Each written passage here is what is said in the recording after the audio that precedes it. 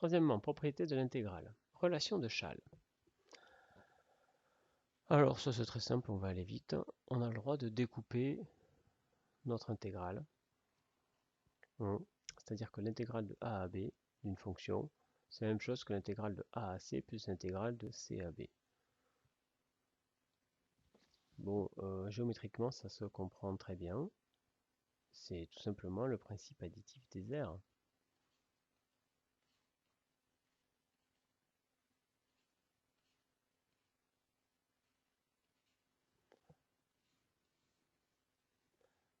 Voilà la fonction. Voilà A, voilà B, et voilà C. Alors j'ai mis C là, j'aurais pu le mettre n'importe où, hein. Mais ça peut être intéressant de couper là. Et bien qu'est-ce qu'il nous dit? C'est que cette intégrale là, eh ben, elle est égale à cette intégrale là plus cette intégrale là. Bon, voilà. On peut ajouter des aires, c'est pas nouveau. Et ça pose pas du tout de problème que ce soit des aires algébriques. Deuxième chose qu'on nous dit, c'est que l'intégrale de a à a, c'est 0. Ouais, eh oui. Alors pourquoi? Ben, tout simplement parce que l'aire de quelque chose à une dimension, c'est 0. Hein, vous intégrez la fonction en a. Regardez, vous intégrez entre a et b. Ça va vous donner cette aire là. Et vous voyez que plus b se rapproche de a, plus le bandeau d'air que vous intégrez devient petit. Et au final, quand a et b sont confondus, ben, il n'y a plus d'air. Hein, vous êtes en train de regarder l'air de quelque chose qui est plus fin qu'un atome. En mathématiques, souvenez-vous, on peut s'approcher autant qu'on veut, on n'a pas de distance de Planck en mathématiques. Si je veux dire que A et B sont proches à 10 moins à 10 exposant au moins 100 milliards de milliards, je peux. Hein, c'est le principe de la limite. Donc ça vaut 0. Et dernier point qu'on vous disait, c'était oui, l'intégrale de A à B, c'est l'opposé de l'intégrale de B à A. Alors ça, c'est une question de sens dont je vous parlais quand on parlait des aires algébriques. Et je ne suis pas sûr qu'on puisse bien le voir sur un... En fait, cette aire, si vous l'intégrez dans ce sens, elle va être positive. Mais si vous elle sera positive. Mais si vous l'intégrez dans ce sens-là, eh bien, elle devient négative. Donc c'est vraiment une notion de sens de parcours.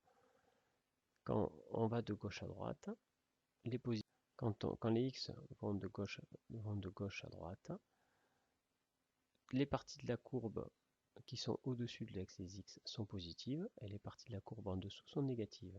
Mais si on change le sens de parcours de x, ça devient le contraire. Voilà. Si vous avez fait un peu d'électromagnétisme, vous retrouvez des choses là, il me semble, à vérifier avec votre prof de physique. Donc voilà pour ces trois premières propriétés. On va tout de suite faire l'exercice 7 qui va nous permettre d'en utiliser quelques-unes. Exercice 7. Voici une fonction définie par morceau. Quand x est entre moins 2 et 0, elle vaut la fine x moins 1. Quand x est entre 0 et 1, elle vaut l'exponentielle. Quand x est entre 1 et 2, elle vaut e. Calculer l'aire sous la courbe de f. Ok. Bon, on va peut-être regarder à quoi elle ressemble avant de calculer sa courbe. Donc on se balade entre moins 2 et 2. Donc on va y avoir des négatifs.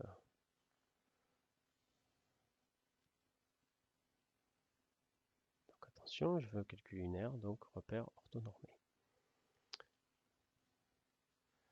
Alors, en moins 2, qu'est-ce qui se passe? C'est x moins 1. Donc là, il faut tracer la fine x moins 1. Donc la fine x moins 1, coefficient directeur x, enfin 1, donc c'est à peu près comme ça. Moins 1, donc elle passe par là. Donc là, voilà notre affine. Je vais la faire en rouge.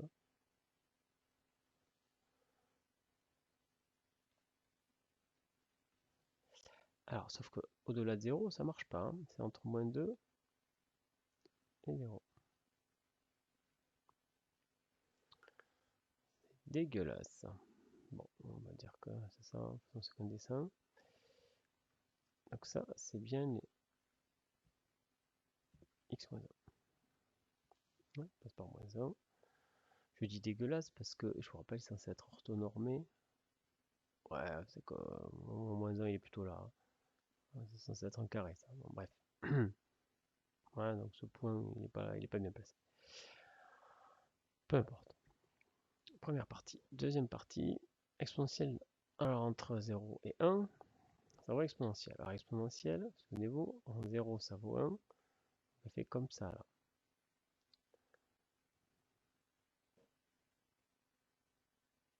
Ici c'est E, donc c'est 3. 8. On va jusqu'à E. D'accord? Ici c'est E en hauteur.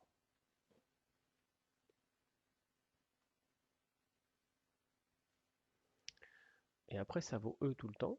C'est-à-dire qu'on arrive à E en 1, et puis on continue à E.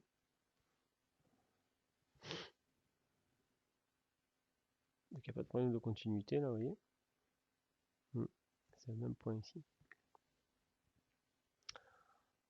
Alors, petit détail qui va pas. Alors pourquoi je m'interroge? Parce qu'il n'y a pas de raccord continu là. Alors juste là, ce point-là, cette partie-là en vert n'existe pas, hein, on est bien d'accord, puisque la partie exponentielle, c'est pour les x compris entre 0 et 1.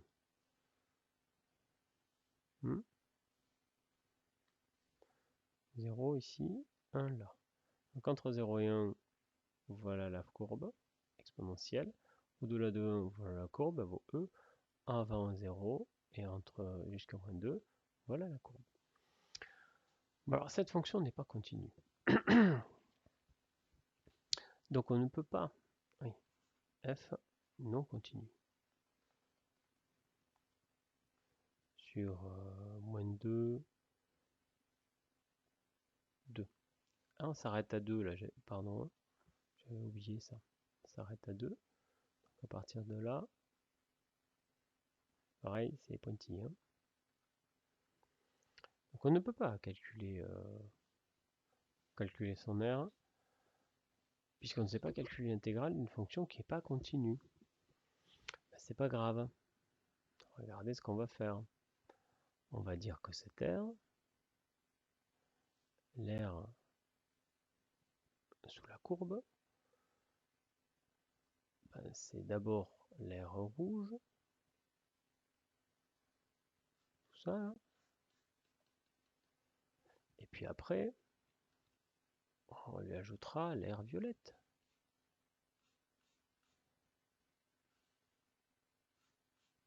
Ok? Alors pourquoi c'est intéressant de ça? Parce que l'air rouge, je la connais. L'air rouge, c'est l'intégrale de cette fonction-là. L'intégrale entre moins 2 et 0 de x moins 1 dx. Là, j'ai le droit, puisque x moins 1, c'est bien une fonction continue. Et pareil, l'air violette, mauve, c'est l'intégrale entre 0 et 2. Alors, de quelle fonction? Alors, bah de la fonction f, donc de f de x dx. Alors là, j'ai un second problème. Bon, j'ai le droit d'écrire ça, puisqu'on a bien vu que la fonction exponentielle, elle s'accrochait bien à E, là. Ici, c'est parfaitement continu, là. C'est beau être continu, j'ai pas de formule, là, pour f de x. Comment je calcule la primitive de ça? Je ne sais pas calculer la primitive d'une fonction par morceau. Je ne peux pas trouver une formule, ça ne va pas marcher. Et bien là, je vais utiliser la relation de Chasles, qui me dit quoi? Que j'ai le droit de couper mon intégrale où je veux. Et devinez où je vais la couper? Ben, je vais la couper à l'endroit où ça change. Donc je dis que l'intégrale de 0 à 2, c'est l'intégrale de 0 à 1 de f de x dx, plus l'intégrale de 1 à 2 de f de x dx. Et pourquoi c'est intéressant de faire ça? Ben, c'est que f de x maintenant, comme mon x il est compris entre 0 et 1, je peux remplacer f de x par la formule idoine. Et pareil, quand je suis entre 1 et 2, je peux remplacer f de x par sa formule. Et maintenant, je peux calculer. Enfin, calculons. Alors, là, il faut prendre la primitive de x moins 1, c'est donc x carré sur 2 moins x, compris entre moins 2 et 0.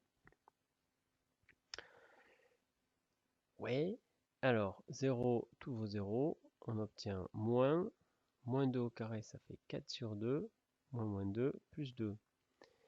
4 sur 2, ça fait 2, 2 plus 2, 4, moins 4. Ok, moins 4, n'oubliez pas, c'est des unités d'air. Regardez là, on en a 1, 2, là on en a clairement 3, 4. Oui, ça fait bien. Et pourquoi? Puisque c'est négatif, ça fait bien moins 4. On vérifie bien sur le dessin, même mon dessin tout pourri, que ça fait moins 4. J'ai beau essayer de le rendre un peu mieux, je ne fais qu'aggraver la situation. Je vais écrire un résultat un peu propre. Moins 4. Voilà. Maintenant, nos deux intégrales mauves. Alors, l'intégrale de l'exponentielle entre 0 et 1.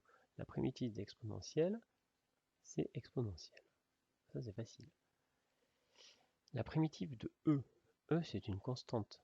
Hein, donc, sa primitive, c'est EX. Entre 1 et 2. Je ne sais pas, la primitive de 3, c'est 3x. Hein, d'accord? Donc, E, ça ne change rien.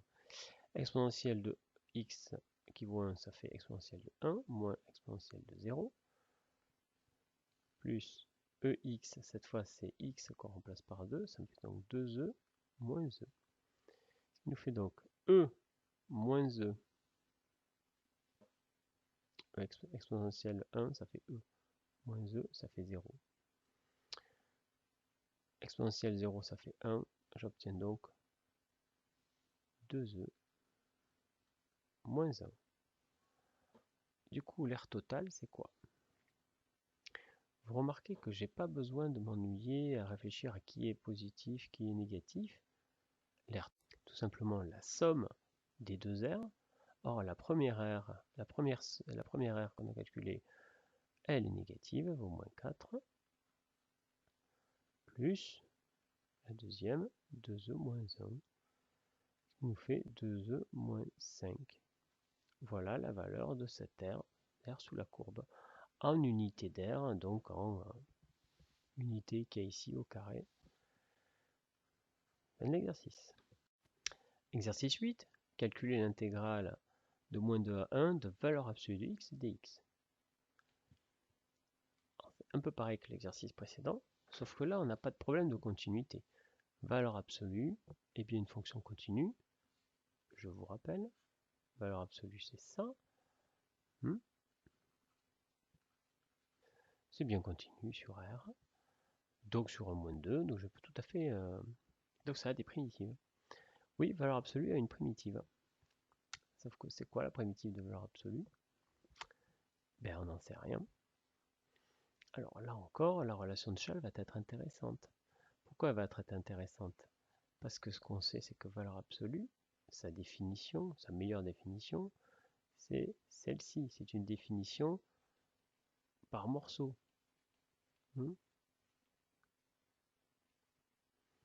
Du coup, on a vraiment envie, si j'appelle I cette intégrale, de la couper en deux, en 0.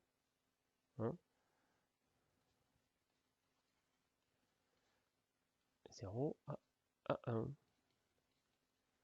Pourquoi c'est intéressant? Parce qu'ici, entre moins 2 et 0, je suis sur les négatifs, donc la valeur absolue de x, c'est moins x. Et ici, entre 0 et 1, je suis en positif, donc la valeur absolue de x, c'est x. L'intégrale de moins x, c'est moins x carré sur 2, entre moins 2 et 0. L'intégrale de x, c'est x carré sur 2, entre 0 et 1. Ouais. Plus qu'à calculer. 0, ça s'en va. Moins 2, moins 2. Alors, il y a moins. Je remplace x par moins 2. Faites bien attention avec ces histoires quand on calcule les intégrales. Il y a souvent plein de moins partout. Pourquoi il y a un moins là? Parce que la première, c'est quand je remplace tout ça par 0. Ça fait 0 sur 2, ça fait 0. À 0 si vous voulez. Moins. Là, ce moins, c'est ce moins-là. Hein. D'accord? C'est le moins de la formule. Moins, cette fois, c'est ce moins-là. Moins 2 dans le x carré, ça va faire 4 sur 2. Comme tout à l'heure. Plus, on remplace par 1, ça fait 1 au carré sur 2. Moins, ce moins, 0. Bon, je continue ici. Ça nous fait 4 divisé par 2, ça fait 2. Moins, moins, plus, donc 2. Plus 1 demi. Attention, le carré ne porte que sur le 1. Donc ça fait bien 1 demi. Ce qui fait, je mets sur 2, 2 demi, n'importe quoi. N'importe quoi. Ça me fait 4 demi, ça fait 5 demi.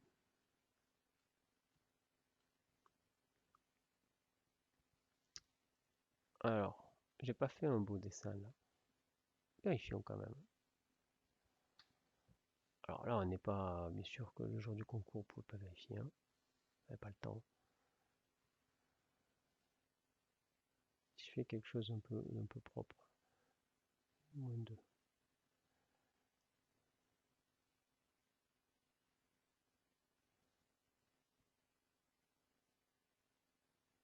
D'accord?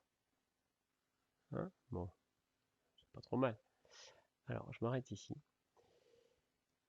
Je veux calculer toute cette terre-là.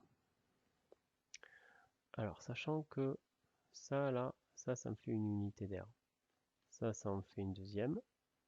Donc, j'ai 1, 2, j'ai 2 unités d'air, plus la moitié d'une unité d'air. J'ai bien 2 plus 1,5. 5,5. Ça marche. Vous voyez l'intérêt de la relation de Chasles? Un des intérêts, c'est de couper mon intégrale en petits morceaux pour que chacun des morceaux soit plus facile à calculer. C'est classiquement le cas quand on a une fonction définie par morceau. On va intégrer chacun des morceaux. Alors ceux qui veulent s'amuser là, grâce à ça, trouvez-moi une primitive de valeur absolue de x. C'est quoi une primitive de valeur absolue? À exprimer avec la valeur absolue. Bon, c'est pas bien compliqué. Ouais. Un exercice.